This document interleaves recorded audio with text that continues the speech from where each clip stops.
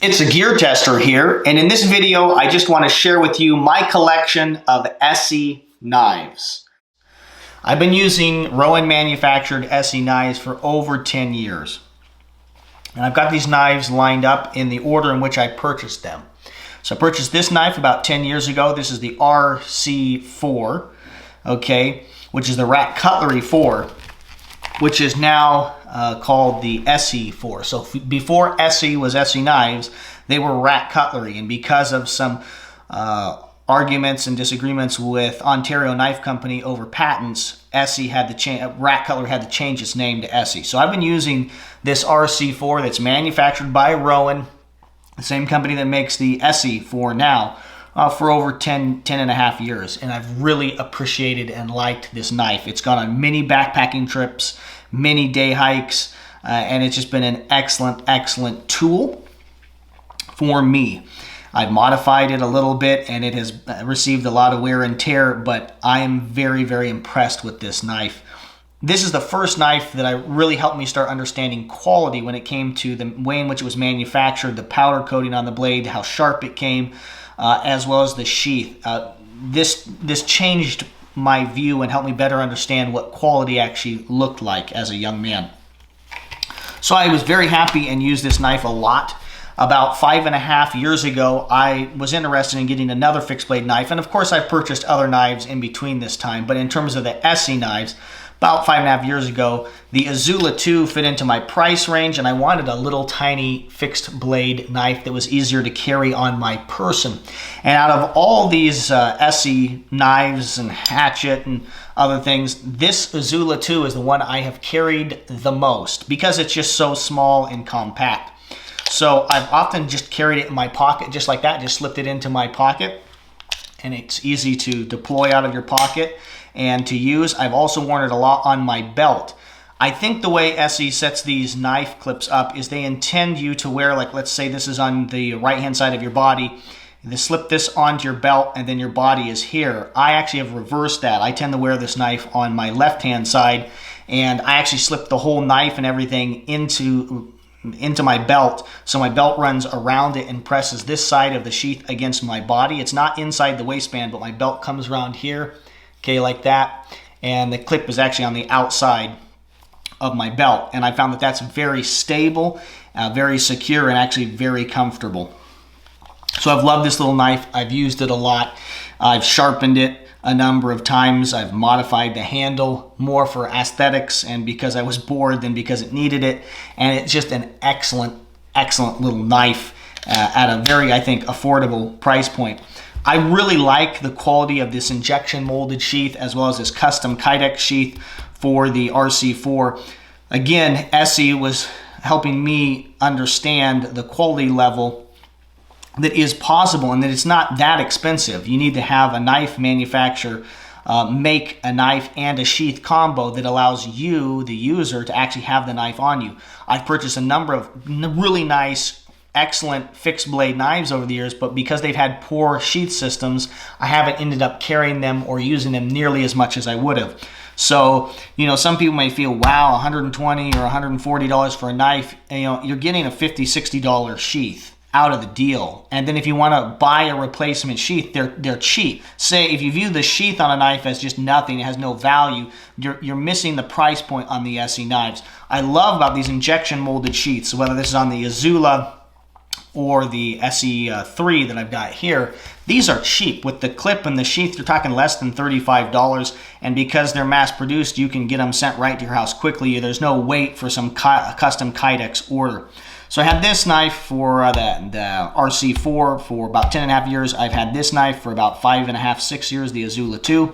Then about 1.5 years ago, I saw that ESEE was releasing the JG3, the Gibson JG3. And I just thought that is a handsome looking little knife. I like that the blade was a little bit thinner than either the Azula or the ESEE 4 or RC4. And so I purchased this knife. It's got the different kind of coating that ESEE's been experimenting with. I haven't found that the blade rusts easily. This coating seems to hold up well. I actually prefer the powder coat, if you were just asking me. It does, because this is kind of their bushcraft line.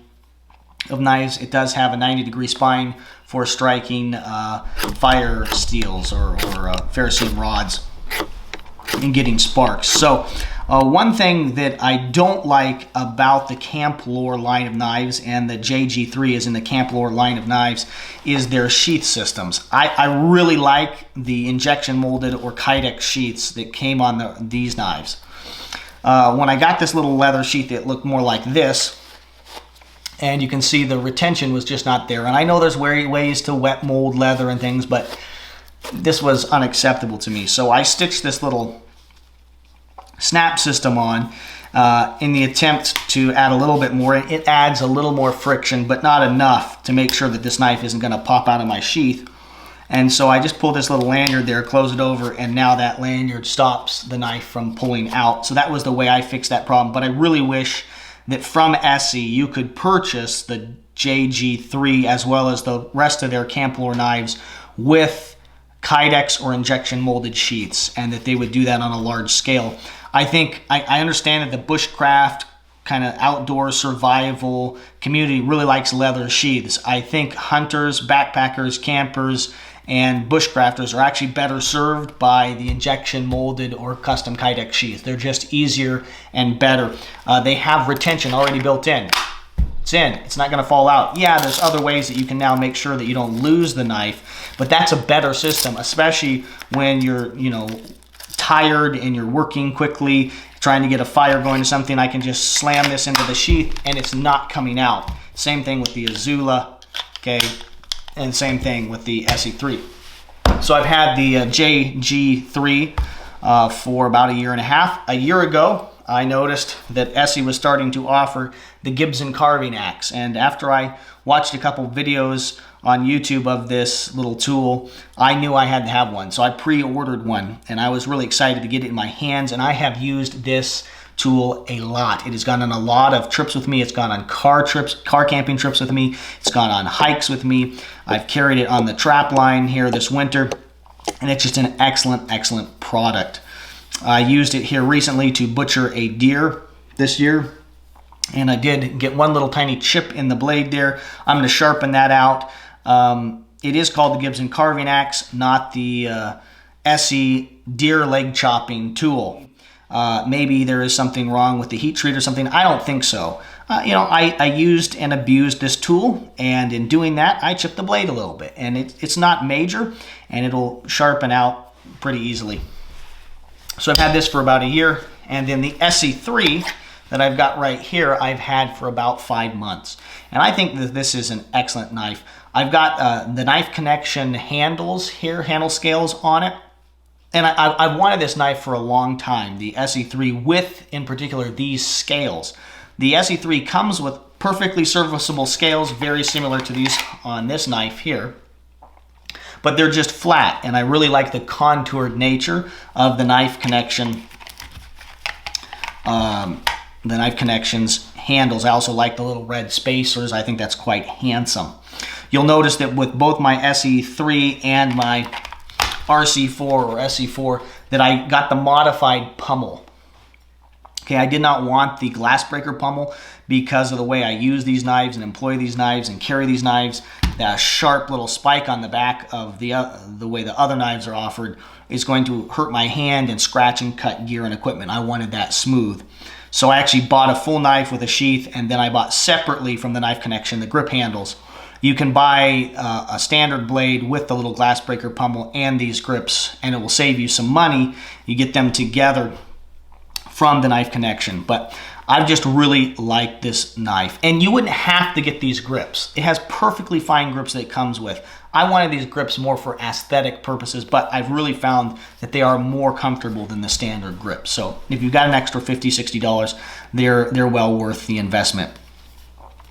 I've really enjoyed this SE3 knife over the last 5 months that I've had it. I've carried it a lot. And again, the way I've carried it is wearing it with this side of the knife pressed up against my body. Of course, I got my pants on.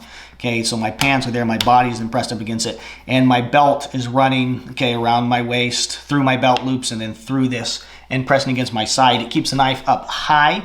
It's not concealed, but it does keep it from hanging way down and flapping around and signaling the people that I have a big fixed blade knife on me unnecessarily. All right, so I really cannot stress how much I love this sheath system. There's other attachments that you can purchase. This molly back system would fit right onto the same system, okay? So you've got lots of options, but I really like this knife. And if you were going to make me choose between one of these 4 knives here, okay, the RC4, SE4, the Azula 2, the JG3, if you said you can only keep one of them, I'd be keeping this one. I think it's the best balance between all of them. It's still a very sturdy and rugged knife, but the fact that the blade is thinner means that it just slices better. So when I have been processing wild game, deer, coyotes, things like that, this knife is easier to skin meat with, to skin animals with, than this knife here. You can do it, okay? It's not a problem, but this knife is just faster and easier to use. And with these grips on it, man, it's more hand-feeling, and I just really like it. So if I had to pick, I would be keeping the SE3 out of these 4. So let me know what SE knives you have. Maybe you've got different SE knife options or offerings that you like better than these. Maybe you have some of these and you say, GearTester, you don't know what you're missing not having one of these other knives. Let me know which SE knives you like, maybe which ones you don't like and why. So leave comments down in the description of this video. Also, if you like this video, I would encourage you to subscribe to my channel for more quality video reviews on the topics of shooting, camping, and survival gear. This is the GearTester signing off.